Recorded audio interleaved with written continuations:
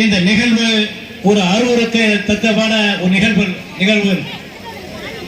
பொன்முடி என்ற ஒரு அமைச்சர், அவனை கட்சியிலிருந்து நீக்கி இருக்கிறார்கள். ஆனால் அமைச்சரிலிருந்து நீக்கப்படவில்லை. கண்துளைப்பு வேலை, ஸ்டாலின் செய்யக்கூடிய கண்துளைப்பு வேலை. இந்த ஆட்சியில் இந்த மக்களுக்கு என்ன பணியாற்றி இருக்கிறார்கள் என்பதை இருக்கக்கூடிய மக்கள் எண்ணி பார்க்க வேண்டும்.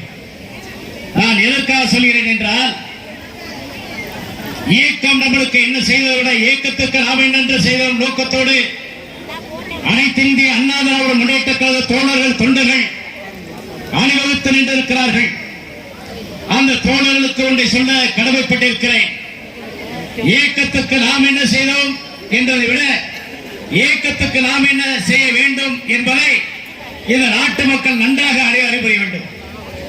அனைத்து இந்திய அண்ணா திராவிட முன்னேற்ற கழகத்தின் சார்பாக இருக்கக்கூடிய மகளிர் தலைவிகள், இருக்கக்கூடிய நிர்வாகிகள் அனைவரும் வந்திருக்கிறார்கள். இந்த இயக்கத்துக்கு அடிச்சோடு இல்லாமல் ஆக்கப்பூர்வமான செயலை மக்களுக்காக பணியாற்றக்கூடிய ஒரு பெரும் தலைவர்களாக வந்திருக்கிறோம். இந்த திராவிட முன்னேற்ற கழக ஆட்சி காலத்தில் என்ன செய்தார்கள் என்பதை நீங்க எண்ணி பார்க்க வேண்டும்.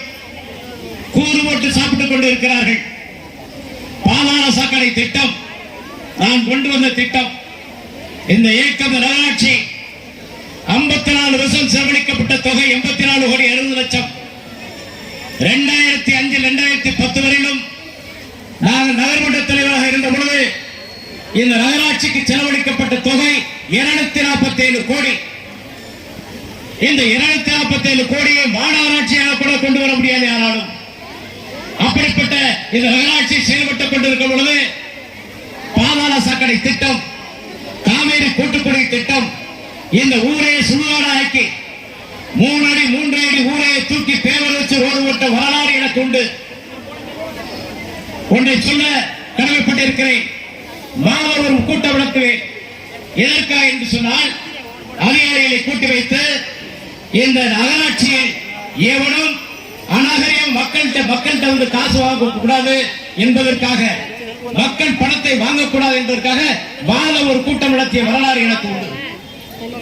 நான் எதற்காக சொல்கிறேன் என்றால், எதிலையும் 5 பைசா நான் வாங்காமல் 247 கோடிக்கு திட்டங்கள் நிறைவேற்றிய ஒரு நகர்மன்ற தலைவர் என்றால் அது எனக்குத்தான் சாரும். அப்படிப்பட்ட இந்த நாட்டு நகர் மக்களுக்கு உழைத்த வரலாறு எனக்கு உண்டு. இங்க உள்ள நிறுவனங்களுக்கெல்லாம் தெரியும், இங்க இருக்கிற கம்யூனிஸ்டுக்கான தோழர்களுக்கெல்லாம் தெரியும். யாரும் ஒரு பைசா ஆர்ஜிஆர் வாங்கினது என்பதை சொல்ல முடியாது, நிரூபிக்க முடியாது. அப்படிப்பட்ட ஆட்டிய இந்த வரலாற்றில் இன்றைக்கு நகராட்சி சீர்கட்டு கிடக்கிறது. பாதாள சாக்கடை எங்கு பார்த்தாலும் உடைத்து ஓடிக்கொண்டிருக்கிறது. அந்த பாதாள சாக்கடை டெண்டர் யார் எடுத்திருக்க? என்ன ஒண்ணு தெரியுமா உங்களுக்கு? ஆட்சி அதிகாரம் திமுகவுக்கு இன்னும் விரைவில் இல்லை. நீங்கள் எண்ணி பார்க்க வேண்டும். இந்த ஆட்சியின் அதிகாரத்தில் இருக்கின்ற மம்மதையோடு இருக்கிறீர்கள் என்று நினைக்கிறேன். அந்த பாதாள சாக்கடையை சுத்தப்படுவதற்கு ஒரு 5 பாயிண்ட் இருக்கு. கிட்டத்தட்ட 2645 ஜம்பிங் இருக்கு. இதனை கியூர் பண்றதுக்கு முடியாமல் அந்த டெண்டரை எடுத்து விட்டு வண்டி சும்மா கிடப்பில் கிடக்கிறது. அந்த வேலையை பணிகளை ஒழுங்காக செய்தால்தானே அந்த போகக்கூடிய வழிகளுக்கு அந்த வயாவில் போய் சேரும் சாக்கடைகள் அதை செய்வதில்லை. அது மட்டுமல்ல, இன்னொன்று சொல்றேன், 2000 2005 வரையிலும் இந்த நகராட்சிக்கு டெண்டர் முறையில் எவ்வளவு வரவு என்பதை நீங்கள் சிந்தித்து பார்க்க வேண்டும். 2005 2010 வரையிலும் 2011 2015 வரையிலும் இப்படி நான் அந்த 5 ஆண்டு காலம் ஆடிட்டிங் நடத்திருக்கிறது. அந்த ஆடிட்டிங் கணக்கில் பார்த்தால் நிச்சயமாக மோசடி செய்யக்கூடிய நகராட்சி அந்த நகராட்சி மாறிக்கொண்டிருக்கிறது. நான் எதற்காக சொல்கிறேன் என்றால், ஆடிட்டிங் வரும். அனைத்து இந்திய அண்ணா திராவிட முன்னேற்ற கழகமும் நம்மளுடைய பிஜேபியும் ஒன்று சேர்ந்து களத்தில் நிற்கப் போகிறோம். இல்லை என்று யாரும் மறுக்க முடியாது. ஆகவே இதில் செஞ்ச அநியாயங்கள் அனைத்தையும் புட்டு புட்டு வைக்கப்படும். யார் காலத்தில் எவ்வளவு சுரண்டி இருக்கிறார், அந்த நகராட்சி எவ்வளவு கொள்ளையடித்திருக்கிறார் என்பதை நிச்சயமாக தெரியும். ஆகவே அமலாக்கத்துறை மட்டுமல்ல, அனைத்து வகையிலும் சச்சாட்சி கட்ட வேண்டும். நகராட்சி இருக்கக்கூடிய கமிஷனர் நன்றாக தெரிந்து கொள்ளுங்கள். ஒன்றை சொல்கிறேன், இவங்களோடு சேர்ந்து நீங்களும் மாட்டிக்கிறாதீங்க. மாட்டிக்கக்கூடிய சூழ்நிலை வரும். அப்படி வரும் பொழுது சச்சாட்சி கட்ட முடியும். தெரியுமா சச்சாட்சி என்னன்னு தெரியுமா உங்களுக்கு? நகராட்சி நிர்வாகத்தில் எத்தனை பிரச்சனைகள் தெரியுமா உங்களுக்கு? நான் சொல்றேன். ஆகவே அதுல மாட்டிக்கிறாதீங்க. எங்களுடைய மாவட்ட கழகம் 5 நிமிடம் எனக்கு கணக்கு கொடுத்திருக்கு. ஆகவே நிறைய விஷயங்களை நான் சொல்ல வேண்டும் என்று நினைத்தேன், முடியாது.